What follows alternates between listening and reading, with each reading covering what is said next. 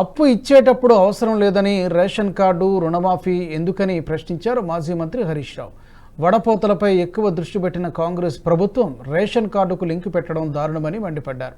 7 నెలల క్రితం కొత్త రేషన్ కార్డులకు దరఖాస్తు తీసుకుని ఇంతవరకు ఎందుకు ఇవ్వలేదో చెప్పాలన్నారు. రాష్ట్రంలో చాలా మందికి ఆధార్ కార్డులే సరిగ్గా లేవని, ఇలా నిబంధనల పేరుతో రైతులకు అన్యాయం చేస్తారంటూ ప్రశ్నించారు. రాష్ట్రంలో రుణమాఫీకి పీఎం కిసాన్ నిబంధనలు అమలు చేస్తే సగానికి పైగా రైతులకు అన్యాయం జరుగుతుందన్నారు. 68,99,079 మంది రైతులు రైతు బంధు లబ్ధిదారులుంటే పీఎం కిసాన్ కింద 30,36,000 మంది మాత్రమే ఉన్నారని చెప్పారు. కార్డులు ఇస్తామని దరఖాస్తులు తీసుకుంటారు, ఈ రోజు వరకు కార్డులు ఇవ్వకపోతే మరి ఈ రోజు నీకు కార్డు లేదు కనుక నీకు రైతు రుణమాఫీ జరగదు అంటే ఇది రైతుల్ని దగా చేయడం కాదా? రాష్ట్రంలో ఆధార్ కార్డు లేని రైతులు కూడా చాలా మంది ఉన్నారు. కొన్ని లక్షల మందికి ఇప్పటికీ ఆధార్ కార్డులు లేవు.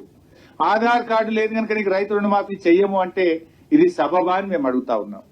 అంటే నీకు ఆధార్ కార్డు లేదు, నీకు రుణమాఫీ లేదు, నీకు రేషన్ కార్డు లేదు, నీకు రుణమాఫీ లేదు, నీకు రేషన్ కార్డు ఉంది కానీ తండ్రితో కలిసి ఉన్నావు కనుక నీ తండ్రికే ఇస్తాం, నీకు రుణమాఫీ లేదు. ఇది వడపోతల మీద మీరు ఎక్కువ దృష్టి పెట్టినారు, కోతల మీద మీరు ఎక్కువ దృష్టి పెట్టేటువంటి ప్రయత్నం చేస్తున్నారు.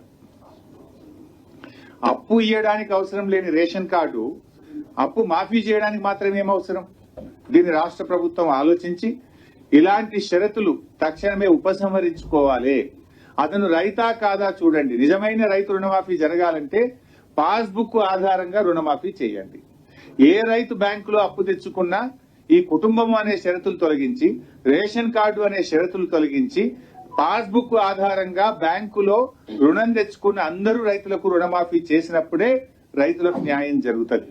ఇలాంటి షరతులు ప్రభుత్వం పెట్టడం ఇది తీవ్రంగా అన్యాయం. గతంలో బీఆర్ఎస్ పార్టీ రుణమాఫీ చేసినాడు మేము ఇలాంటి షరతులు పెట్టలేదు.